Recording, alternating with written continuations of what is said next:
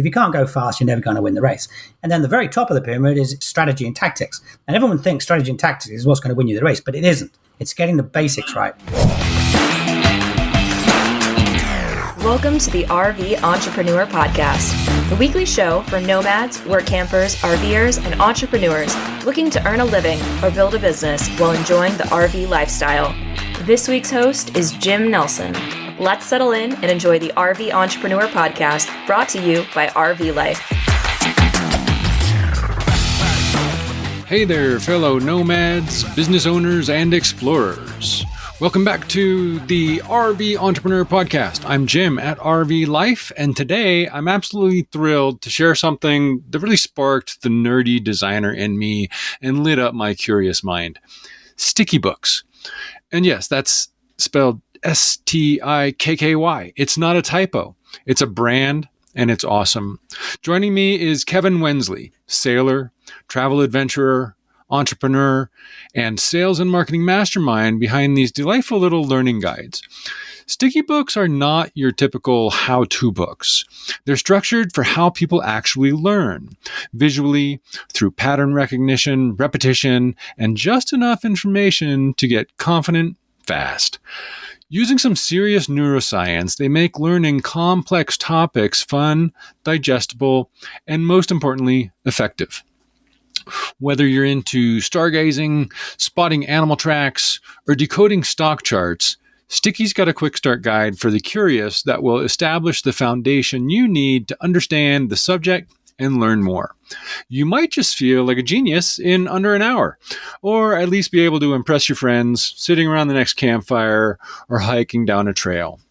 Homeschoolers, pay special attention. Each Stikky book is a built-in lesson plan for the subject based on proven science for knowledge retention. Kevin also shares the interesting evolution of Stikky, which was founded by entrepreneur Lawrence Holt as a hobby in 2003. Keep listening to hear why we're just talking about this now. Seriously, I love these books. The design is beautiful, the branding clever, content is digestible rather than overwhelming, and the methodology just works. So if you're hoping to tackle stock market trends or just want to impress your campfire crew with random constellation facts, stick around. You're in for a real treat. Right after this quick message we hope sticks in your mind. See what I did there? Hey RVers, let's be real. Your RV shower head isn't great, and even if you swapped it out for something better, chances are it's just a shinier version of the same old thing. And if you're really lucky, those stiff hose kind of let you get wet, but definitely not where you want it. That's where WaterPik comes in. A global leader in water technology, they've designed the Transform RV showerhead to change the way you shower on the road, making it easier and more efficient to shower in tight RV spaces. While other RV showerheads have limited spray adjustments, the Transform RV's unique 360-degree pivoting head allows you to customize to any spray angle without having to remove it from the bracket. This means you can reach your desired spray area and shower with both hands free. This shower head doesn't just work better, it feels better. It's engineered to deliver powerful, consistent water flow. Its multiple spray settings are optimized to get the most out of your water tank. And with the new trickle switch, you can conserve water without that shocking blast of cold or hot water when you turn it back on. It's available in white, chrome, and nickel. The WaterPik Transform RV showerhead is ready to upgrade your RV shower. Head over to Amazon and check it out now. Kevin, welcome to the RV Entrepreneur. Thank you so much for joining me today. Jim, it's a great pleasure to be here. Thanks for having me. Oh, you're welcome. I look forward to talking all about Stikky Books. And I want the listeners to know real quick that Stikky is Stikky in case they want to do some homework while they're listening. But technically, this is the RV Life Entrepreneur Podcast. So I ask all my guests a couple quick questions about their RV life and being an entrepreneur. So I know you're no stranger to RV and boat travel. Can you give us a short synopsis of your nomadic life? Sure. I tell people that I've actually sailed all of my adult life, and I became an adult when I was about 24. I know this to be true because before that I was a windsurfer. I work in the sailing industry. I've been teaching, cruising, selling, fixing, breaking, occasionally sinking yachts all of my life. And about 3 years ago, it occurred to, we live in the States now, the accent's British. It occurred to my wife and I that we know all about the coasts of the United States, but we don't know about the interior of the United States. So I've sailed up and down both coasts many times, and we decided to take a bit of a career break. We bought ourselves a little tiny camper, and we set off from Florida, and we did not all of, but an awful lot of the interior. We covered about 16,000 miles, had a great time doing it, saw loads of national parks, saw a lot about the interior of this wonderful country of yours, and absolutely fell in love with it. But the thing that I did notice more than anything was just how much like sailing the whole experience was, seeing mountains as opposed to a lot of ocean and islands. But the way just the way the small rig worked, like the way the things plugged into shore power and how the pumps worked, that kind of on-hand stuff related very much to what I experience every day when I'm out sailing. So yeah, I spend a lot of my time either on the water or on the road. And not as I'm trying to lead into Stikky, but the night skies and the tracks and stuff all became very pertinent to me, and that's kind of why I'm so passionate about it. Wonderful. I know quite a few RVers who have actually taken their travels to the water after moving to boat life, and we kind of just talked about the similarities there with the systems and such. But back to the show. Being a nomad and an entrepreneur, I think, are similar in a lot of ways. The freedom, the challenges. What do you think are the top pros and cons of being an entrepreneur? Pros and cons being the pro being one imagines that you have an unlimited time to yourself, and you can organize as you want, as opposed to how somebody else sees fit. Also gives you a chance to embrace what I think are some great ideas. If you've got a great idea and you want to take it to the world and you think it's marketable, it's up to you to get behind that and do that yourself. So it seems like it's a very liberating idea. And actually being on the road is a very liberating thing to be.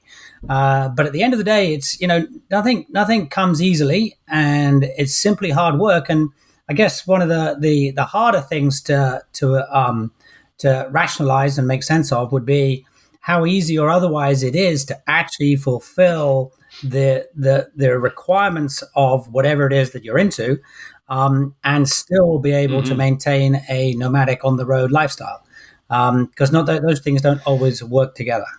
Right. And it kind of comes back to accountability. I've always thought the best thing about being an entrepreneur is we get to be our own boss. And the worst thing is we have to be our own boss. Right. Well, exactly. It's the same pie. It's just different parts of it that make it either a great experience or a challenging experience. So with the entrepreneurial work you're doing now, it's with Stikky Books. You're the sales and marketing manager for Stikky Books, and it's been around quite a while. But first, I want to just tell you, they're beautiful, both design and production. The branding is simple and clever. I love the illustrations. The layout is brilliant, and they're incredibly useful. I want to dive deep into all this, but just had to say, as a graphic designer with a history in information design, I'm a huge fan of Stikky Books, and I recommend everyone at least go check them out. Can you tell me a bit about the evolution of Stikky Books? It sounds like there might be an interesting story in there since you guys started in 2003, but here we are talking about it in 2025. Right. So the Stikky evolution actually happened as a hobby more than anything else, and going back to the nomadic lifestyle. So I was actually working with a guy, Lawrence. He's the designer, if you will, of the book, not necessarily the author, in that we don't actually write the books. We create the books, we structure the books, we produce the books, but it's a panel of experts that actually comes up with the topic content, and then we rearrange that in a sticky format. But anyway, Lawrence brought myself and my wife over to the United States. He was an entrepreneur who'd started up a software company way back when, and brought my wife and I over to start up a US arm of UK-based software company. Very sadly, in the early 80s, the dot-com bubble burst. The economy took a bit of a nosedive, and we all found ourselves sitting around in San Francisco thinking, what are we going to do next? My choice was to go down to Florida and start sailing, and Lawrence's choice was to go to Italy and enjoy some time out and get used to what he was going to do next. And whilst he was there, he's sitting out looking over his vineyard, and he's thinking, wow, this sky is absolutely beautiful at night. I wish I knew a little bit about what was going on up there. And he started to do a bit of research and found that he couldn't find something or someone that could just give him a synopsis of the, what are the key points up there? What can I find? What's easy to identify? I just want to be able to relate to it a bit more. He couldn't find anything. Everything was either driven by what experts thought he should know, and he didn't want to know what experts thought he should know. He just wanted to know what he wanted to know, and he wanted it to be simple and easy and quick. So he came up with this idea of Stikky Books. Lawrence also happens to have a master's in neuroscience from Columbia, and knows quite a lot about education and how the mind works. And he said, I'm going to create a book that's going to help people kind of look up at the night sky and immediately identify stuff and enjoy relating to it. So he came up with Sticky Night Skies. Now, I didn't know he'd done that until we kind of crossed paths again. And when we crossed paths again, maybe a year or two later, actually, I think I visited him in Italy. That was it. I visited him in Italy, and he showed me a copy of this book that was just in form. And I'm being a sailor. I've been a sailor all my life. I spent a lot of time out on the ocean and at night and looking up at the sky and thinking, isn't this a wonderful experience? But couldn't really, because I'm a sailor, I knew a little bit, but I didn't really know it in an easy, simple way. And he showed me the book, and I flicked through it. And within 20 minutes, I was thinking, my goodness, this is amazing. I've spent years looking up at the sky, and I've never looked at it like this. And so in a matter of about 15 minutes, I kind of learned more and was able to relate to the stars and the planets and the constellations in a far more meaningful way. And it really was about the way that the topic was presented as opposed to the topic itself. If anyone wants to learn about stars, there's loads of apps you can just point at the sky and it'll tell you something. Sure. But it's not the same as actually learning it and learning enough to be able to walk out there without an app and without a reference guide, without anything, and just look at the sky and go, you know what, that 20 minutes that I spent looking at Stikky Books is really paying off. Because there is Orion, and there is Cassiopeia, and there is Cygnus, there is North, there's Betelgeuse, who happens to be a star as well as a pesky ghost. Right. So all that kind of thing. So once he'd kind of felt that the night sky idea was working and it started to get a bit of traction, then we moved into a few other titles. We came up back then. We did actually have a stock chart. It's changed a bit this latest edition. We had trees. We had sticky trees. We had sticky weight management. Really? And yeah, it was all good stuff. But the thing was, this was kind of a hobby. And we wanted to keep the price really low. And at $12, which it still is right now, back then there wasn't the infrastructure for supply from the producer of the book to direct to market, because the internet hadn't really taken off, and certainly Amazon didn't exist. So what was happening was the publisher was taking a cut, the wholesaler was taking a cut, the retailer was taking a cut. And in order for it to make any sense, it was going to cost $25 or something like it. And that wasn't what we were after. So we kind of shelved it. And, we had some successes. We were in Barnes & Noble and all that kind of stuff. It was quite fun. And we learned a lot. Anyway, about 3 or 4 years ago, Lawrence decided to get back into it again. And about 2 years ago, he caught up with me and Claire, my wife, again, and said, I'm thinking of redoing Stikky. And I said, well, that sounds pretty exciting. Right. Tell me a little bit more about it. And he said, well, I've got 2 so far. I've got the Night Skies and a new one, Tracks. And then we got stock charts coming out soon. And I said, wow, that's so cool. I'd love to get in on this again. And I think I can take Night Skies certainly to the sailing market and see if we can get some reviews there and get some thoughts. And we got really lucky, and some magazines there did some great reviews for us. That gave us a bit of traction. We took on board a couple of people that specialize in social media promotion and that kind of stuff. And then we were looking at skies and tracks and thinking, well, which audience is likely to be into both the night sky and animal tracks? And I said, you know what? When I was doing my trip in my little tiny camper, I'm not sure if I mentioned this, that 2 or 3 years ago that my wife and I got a tiny camper. And although I'd sailed up and down both coasts, I'd never seen the interior. So we took a quick 16,000-mile trip around the interior and saw lots of stuff and thoroughly enjoyed it. Really could relate so much between what's happening with boats and what's happening on land. But of course, the tracks and the skies are so relevant to anybody who's out there living in the wilderness or living in the wild, as it were, and having an opportunity to be away from all that light pollution and look up the sky. And we said, I think the RV audience would be someone that might really appreciate this. And at the end of the day, I'm not sure the demographics of your own audience, but all the RVs that I was seeing when I was out there, they certainly weren't tiny campers. They were big rigs. And it wasn't like they were short of money. And I was thinking, I bet they're also quite interested in self-directing their own investments. So maybe stock charts is something that someone that's riding around in a big rig might be interested in taking a look at as well. Brilliant. There's a lot of overlap there. I think it's a perfect target audience. All of us out there working on the road, do it so we can enjoy those trails and those night skies sitting around the campfire. And these books, I got to tell you, they work. They really help. Sure, I got my astronomy merit badge, umpteen thousand years ago. Nice. But as soon as I picked up that book, it triggered something and reminded me of how that, how enjoyable it was to see these things once you know what you're looking at again.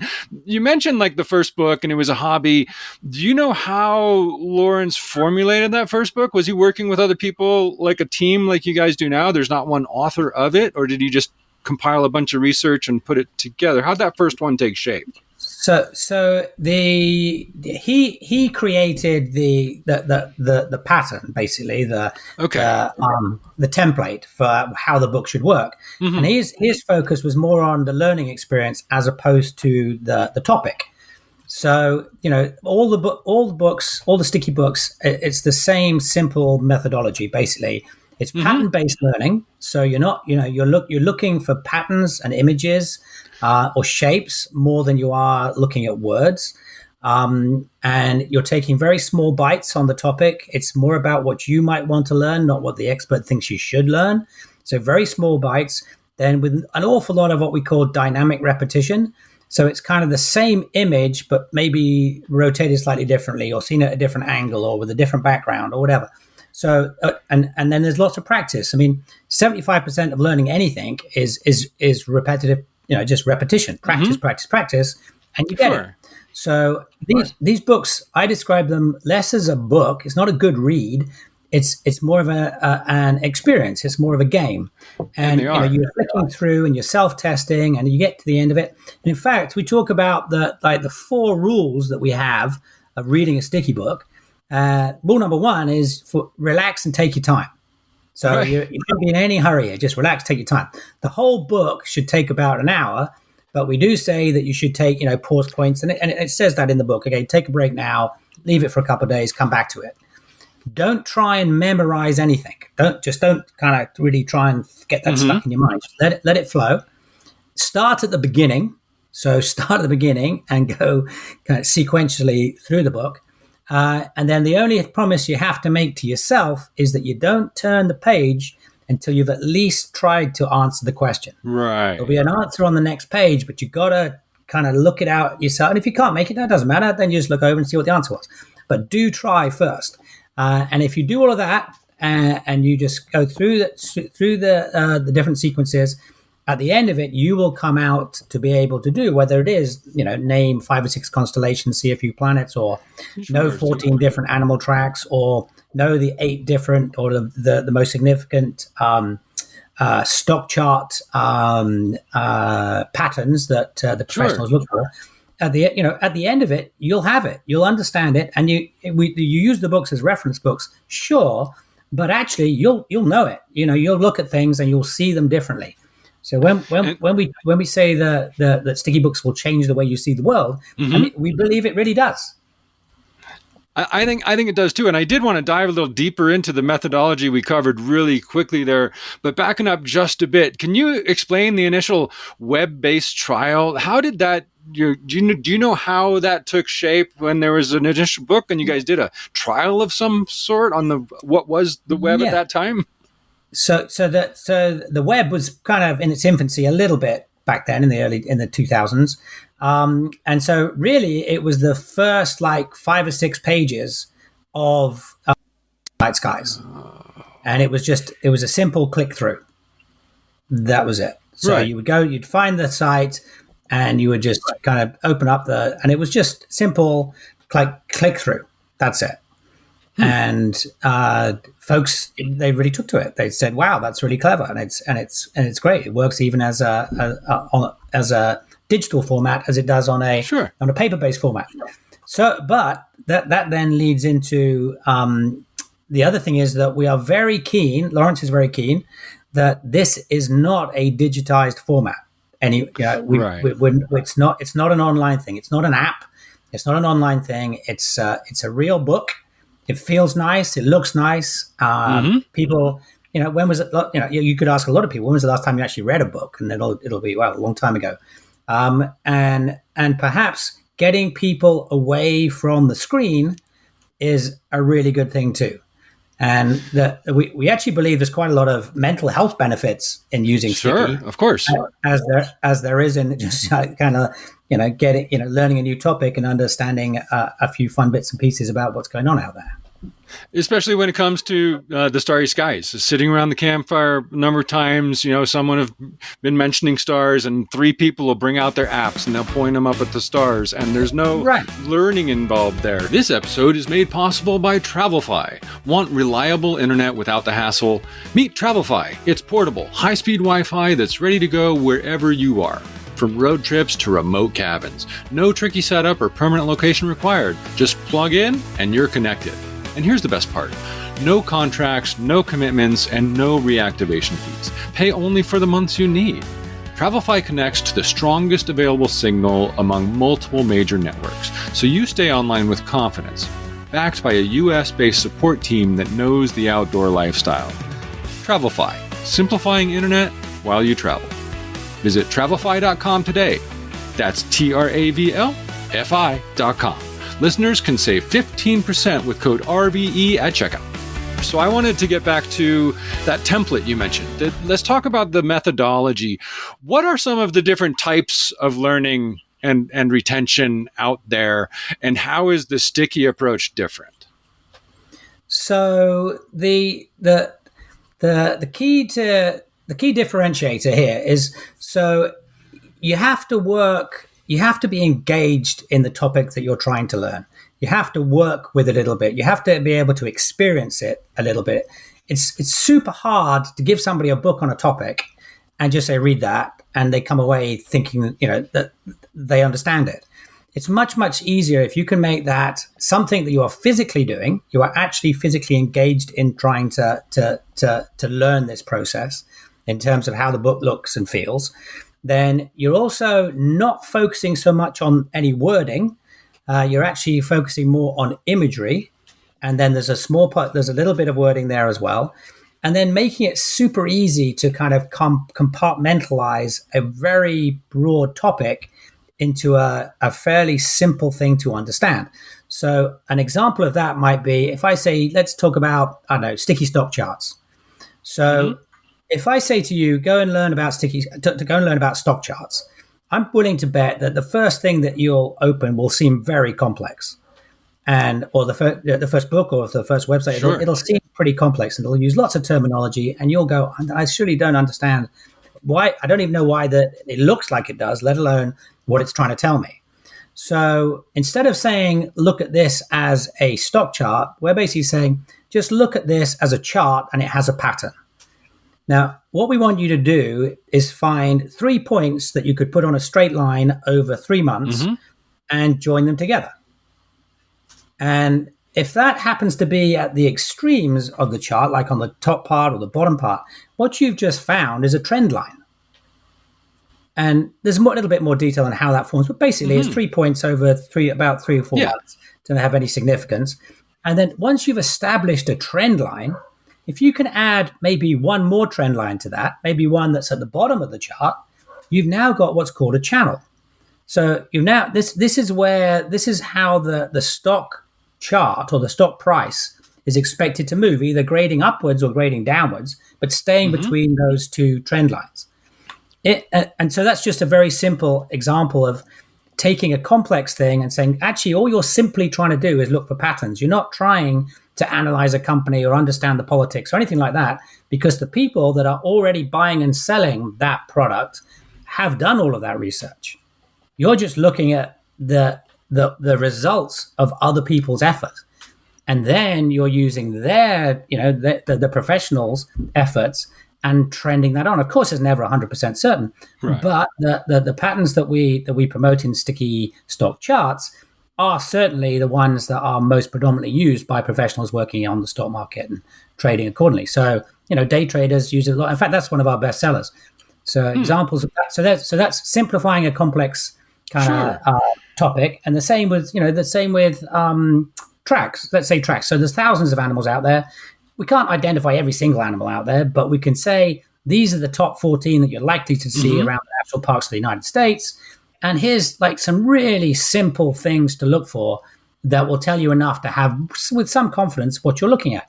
The example being there, I like to use is the difference between like a canine track or a feline track. So is this a dog type thing or is this a cat type thing? Right. Well, a dog type thing has in what's called the palm pad, the pad that's kind of like where your palm would be. That's usually that is a triangle when it's a canine. More triangular. It is. And then when it's a cat, then they have what's called a trapezoidal kind of shape to them. Now, trapezoidal might be you might say, well, hang on, Kev, you're now throwing out some pretty complex words there. That's just the word. That's just the word for that shape, and you'd have to look up what trapezoidals look like. But anyway, that very quickly tells you this was a cat or this was a dog type animal. And felines, cats don't have their claws out when they walk around. Dogs do. So if it's just little things like that. I love how the Sticky Books, has the play on words as well, and using trapezoid in traps and explaining how the cat will hunt and trap. Yeah. And the pattern recognition translates also to Starry Skies when it's telling you to identify a certain pattern within the sky and then look to another place in the sky. And then I see how the template you mentioned, it has a repetition. And it's not memorization. It's not like this is what you need to know. Read this long paragraph and memorize it. It's like a game in each of these books. Absolutely. And teasing yourself and going forward with those. Yeah. And the other thing that I like to add here is that there's in it, it's supposed to be fun. We're supposed to be enjoying this. So there's some little things in there that I think are kind of interesting in the books that help me anyway remember stuff. And I mentioned Beetlejuice as being a star as well as a ghost. But if in the book, it says, loosely translated in Arabic, Beetlejuice means armpit of the giant. And you will find when you read Sticky Books that the Orion star is in the, the Beetlejuice star is in the armpit of Orion. And that's where it came about. The other one that I love is, and this is for people on the road, they'll see this all the time. If you've ever heard of Pleiades, it's a constellation, or maybe the Seven Sisters. That's also how it's sometimes called.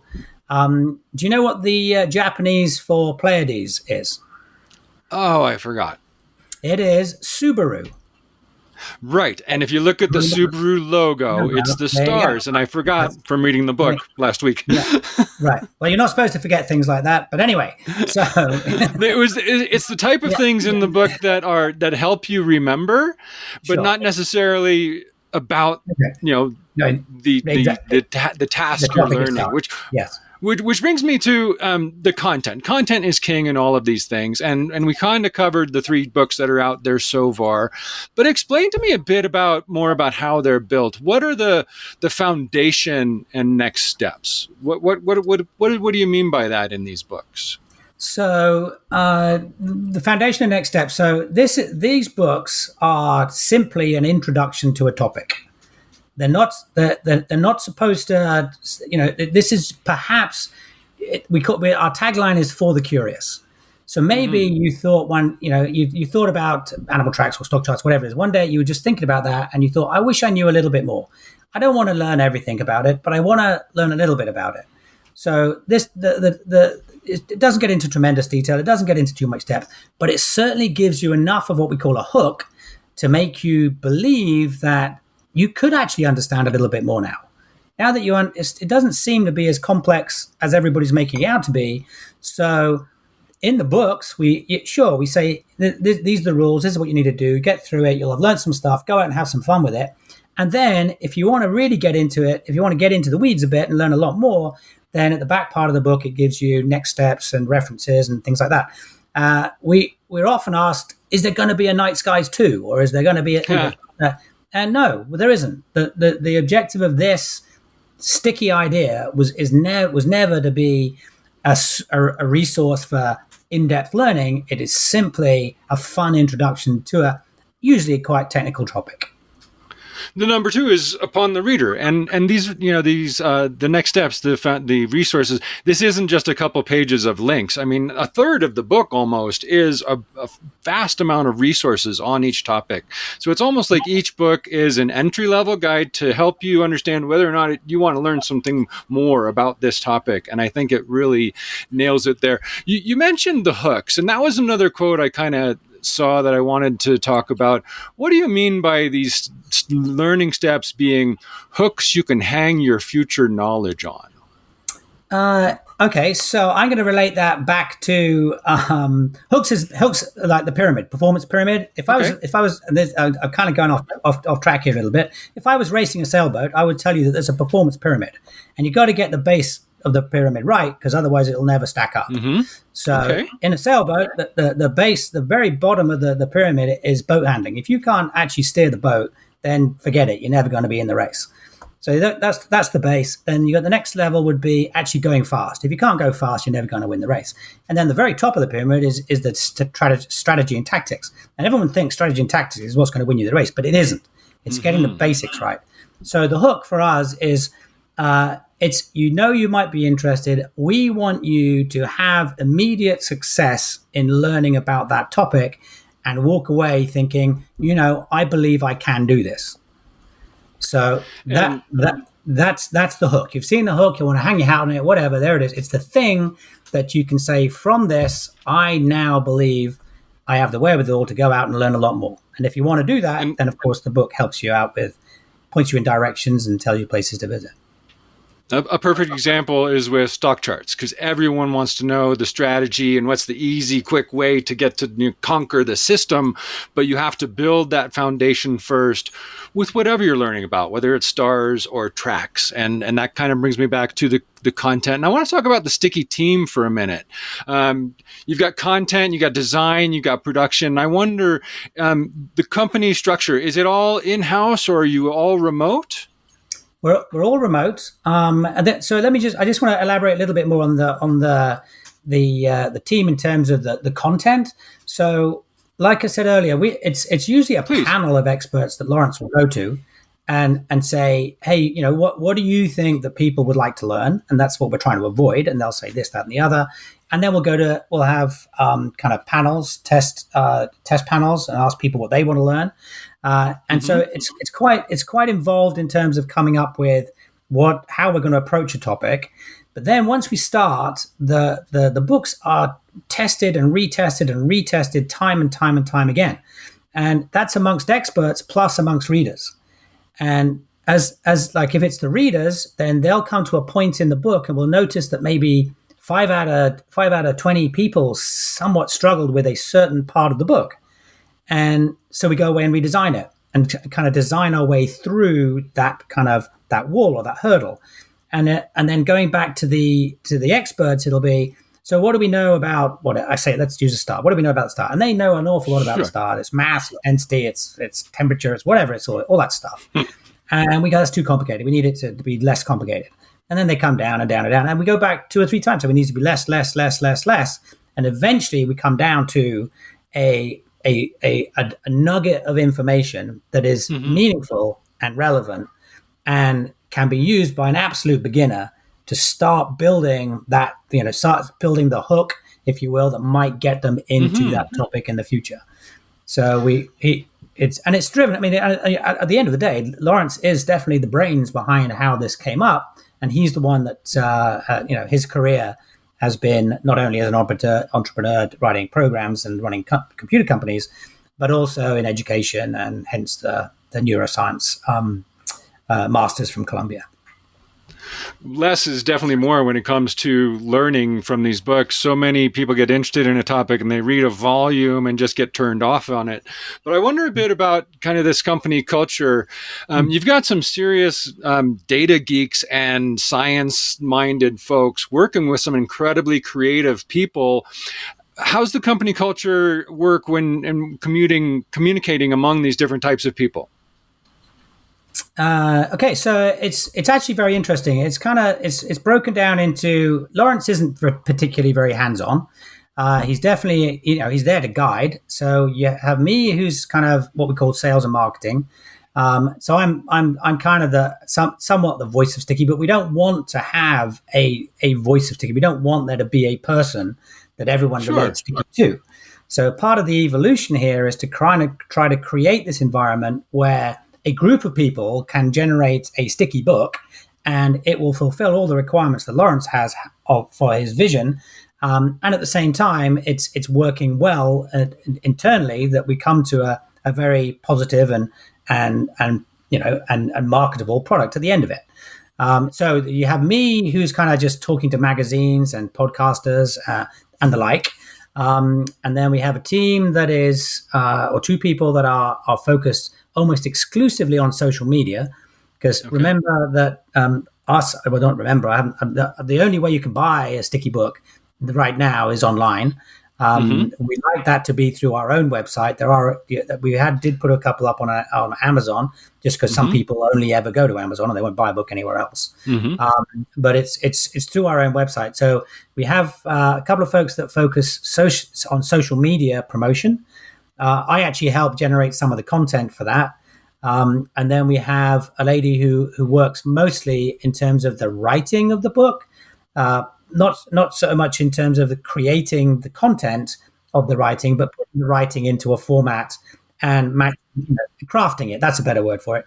Crafting, shaping the book so that it is a nice, easy read.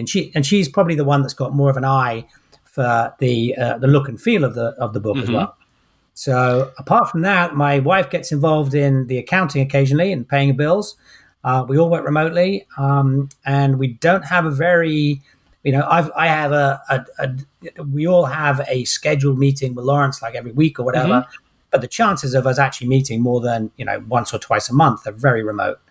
It's not a very kind of hands-on-y, intense kind of get-together environment. It's very much That's understandable. You must have a creative team, or at least a creative person out there who's kind of compiling them and producing them.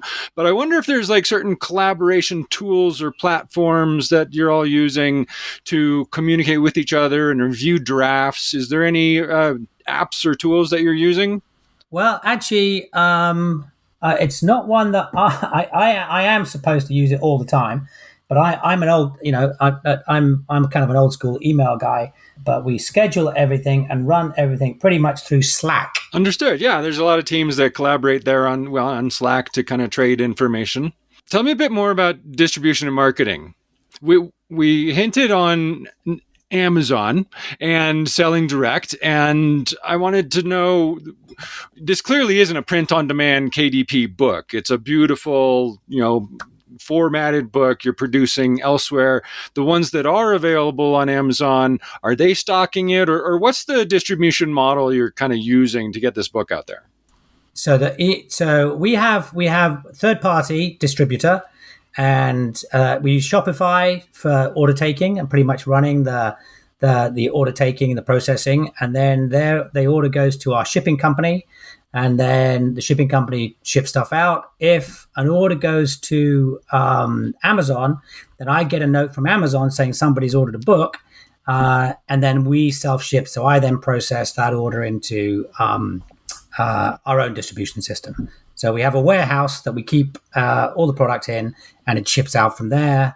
That's a third party, and then we use Shopify to communicate with those guys.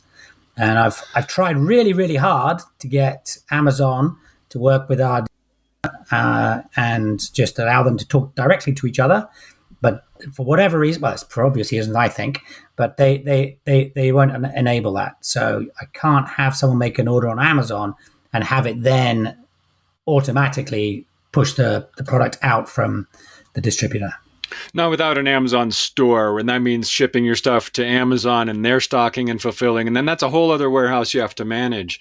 So I love the tagline, for the curious. Okay, I'm curious. Who is the target audience for these books? Right. So that's really tough but you can kind of think of that by topic, or you can think about it by the nature of the product.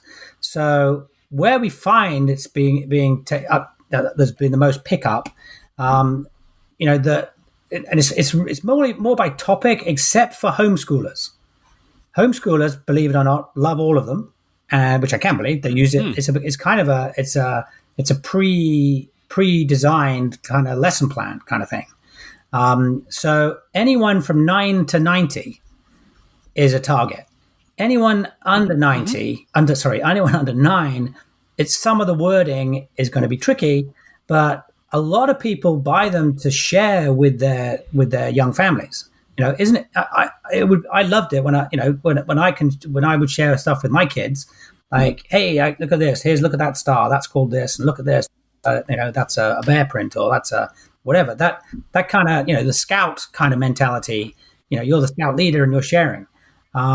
It's the book. I think I would say that the book does a really good job of not only allowing you to know enough to feel comfortable yourself, but it also knows you enough. You know enough about how you might share what you've learned with somebody else, because you were given the template of the pattern for learning it, and so you know what the other person you're trying to share with is going to try and do. And so you can share pretty easily everything you learn in a sticky book with somebody else pretty quickly. And it's not hard to do. Mm-hmm. So speaking of sharing with other people, you mentioned social media. What marketing is working best for getting the word out? And if you're going to say, social media, what type of content there is working best? Okay, so we've tried many things. In fact, we're still constantly kind of trying different things just to see what works. With paid advertising is definitely a big one for us, and working with someone that actually understands the algorithms that allow a product to expand in terms of the audience that it reaches. If you don't understand those, then you can't just putting something out on Facebook or putting something out on Instagram or TikTok, or the ones that we use primarily. That just doesn't do it. So it needs to be a bit more. We've got hundreds and hundreds and hundreds of great reviews in like Goodreads and stuff like that. But that does, putting up a review, like a text review on social media doesn't really cut it either.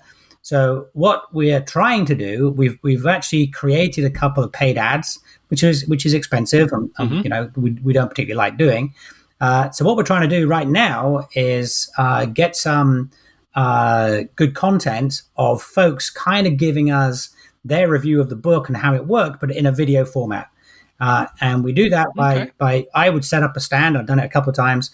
We set up a stand and somebody walks by, and I know at good places are like at the beach, at an airport, on an open day at a leisure center, a nature center, somewhere like that. And they're going to be there for more than an hour. And you just say, hey, I'd like you to take first of all, this is Stikky. This is what we do. This is how it works. We'd like you to take this book away for 20 minutes, go through the first sequence, take your time. Doesn't have to be just 20 minutes. And then I'd like you to come back and tell me what you thought about the book. Anything you want to say about it, whether how it looks, feels, what you learned, what you didn't learn, what was exciting, what you didn't like, what you did like. And we just kind of video that chat. And then at the end of it, we hand that over to the folks that are producing our kind of ads, if you will, and having somebody who's obviously a real person who isn't an actor saying what they thought and felt about the book is really powerful. And so that's working really well for us. Occasionally somebody says something that isn't great about the book, and of course we don't push that one out. But you keep that in mind. Of course. That's good customer feedback. We definitely learn. Yeah. Yes.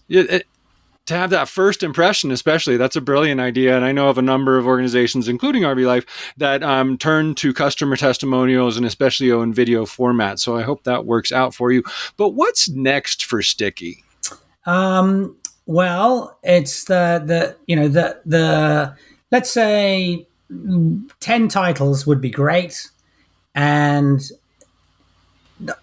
we want people to say things. I bet you there's a sticky for that. I bet you there's a sticky for that. We should get the sticky for that. And so, just basically organically growing the series, but not infinitely, but just to a good size where it's covering enough for everyone in the country to think there's something out there that Stikky might be able to help them with.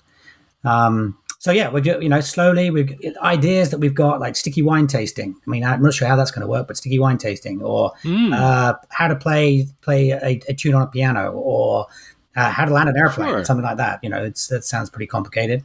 The next one actually is coming out is Sticky Survivor. That's going to be the next one, and that's kind of a Survival skills? It is, but it's not getting really complicated. It's just saying these are the basic things that you need to remember. And remember, your job is not to survive in the wild for 2 months. Your job is to survive for hopefully 2 or 3 days, because you're Sure. hoping to get rescued. And it's Right. more of that mentality. It's not like the guy that can go, what's the Bear Grylls. It's not like how to survive in the wild forever. It's not about that. It's about what are the smart things to do. What are the smart things to do the minute you think you're lost in the woods? Like, what's the first thing? Smart. Do you start do you keep walking? Do you sit down and think? Do you what are your priorities going to be if you are lost? Like, if you can't find your way back, what are the immediate priorities for you in terms of survival, just for 2 or 3 days? And there's some pretty enlightening stuff, and it's going to be one of those everyone will enjoy. Hopefully, no one will ever really have to use it in a meaningful way, but it's good to know. Right. It really is, and it's if you're going to go to backcountry hiking, it's good to know what there are risks, and if you fall foul of them, then what's your best move? So that's the next one, and then after that, we'll see. We're coming up with new topics all the time. People are sending ideas all the time. But we're a very small team, and Lawrence isn't in a big hurry to grow exponentially. He's in a hurry he's not in a hurry. He just wants the kind of organic growth. But of course, it would be nice if things accelerated a little bit, but it's not like we're trying to launch a massive series in a big hurry. Mm-hmm. Well, you're onto something with the quality over quantity. I mean, you've got some serious high quality books. You take your time to development. And like you were just speaking about the next one, it comes back to setting up that foundation of knowledge. So you've got to, hone in on what's pertinent, and then you provide all the resources. So I bet you have a way for people to contact you and suggest topics and or provide feedback. Where's the best place for people to connect with Stikky? So you'll see that on our website at stikky.com, stikky.com, and info@stikky.com is a great way to reach us. So if you've got any ideas, any thoughts, we'd love to hear them, and we're always looking for any kind of feedback. So if you've had a Stikky book and you liked it, let us know. And if you didn't, then let us know that too, so we can learn. And if you see anybody standing around with a sign saying "Take the Stikky Challenge," come over, grab a book, have a test drive. And the nice thing is you get to keep the book at the end of it. You come back, you say what you thought, then we let you keep the book and share it with your friends. Wonderful guerrilla marketing there. But I did have one last question for you personally. What's one favorite thing that you've learned while working on these books? The one favorite thing.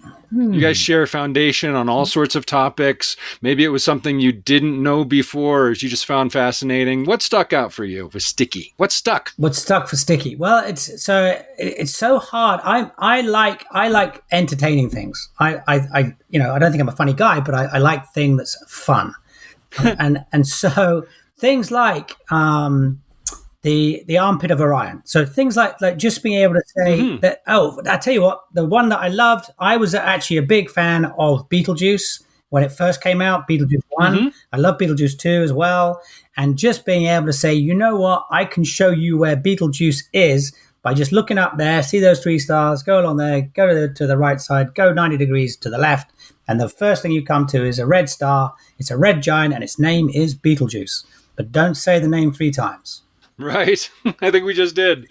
And that's brilliant that you can actually share that type of information in these books by sharing the foundation. Kevin, thank you so much for joining me today. I look forward to sharing this with everyone out there. Thank you very much for having me, Jim. Really appreciate it. Wow. Wasn't that fantastic? Huge thanks to Kevin for giving us the inside scoop on the story, science, and spirit behind Stikky Books. I mean, who knew the armpit of Orion could be both catchy and an effective learning device? If you're even mildly curious about anything from stars to stock charts, or you just want to learn something new without a headache, check out Stikky Books. What sticks with me the most is the focus on how we learn. Minimal text, strong visuals, and hands-on practice that just sticks with you. So skip the Amazon search and support independent publishers. Trust me, these books will change the way you see the world. Go check them out now at stikky.com. That's Stikky, with 2 Ks. And if you're stuck on something and need a little help, but there's not yet a Stikky book for it yet, post in the RVE community group. We'd all love to help you out. Thanks for listening. And until next time, take care, enjoy the journey, and stay curious. Ever wished you could learn more about RVing from the experts? With RV Life Masterclass, you can. Gain access to a wealth of knowledge through online courses and a resource library filled with insightful guides. Whether you're a novice RVer or a seasoned traveler, there's always something new to learn. Start expanding your RV knowledge today by visiting rvlife.com.